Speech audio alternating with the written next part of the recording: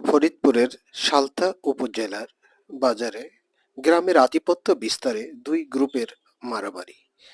একজনকে ধারালো অস্ত্র দিয়ে হাত কেটে ফেলেছে। এরপর লোকজন জড়ো করে বিপুল আকারে মারামারির প্রস্তুতি নিচ্ছে। পুলিশ এসে প্রাণপণ চেষ্টা করছে মারামারি সম্পূর্ণরূপে থামাতে, কিন্তু পুরোপুরি এখনো মারামারি থামেনি।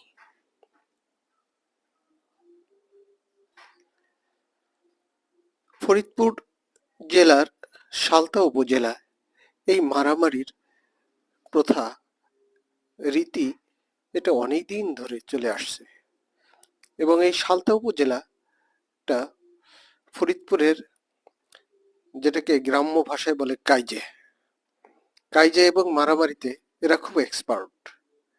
তো বাংলাদেশে এই সালথা উপজেলাটা এই মারামারির ক্ষেত্রে অনেক পরিচয় লাভ করেছে। প্রিয় দর্শক, এই ধরনের মারামারির ব্যাপারে আমাদের সচেতন হতে হবে, যেন আমাদের সমাজে কোনো রকম মারামারি হানাহানি যেন না থাকে। এটা আমাদের সকলেরই একান্ত দায়িত্ব এবং কর্তব্য। ধন্যবাদ।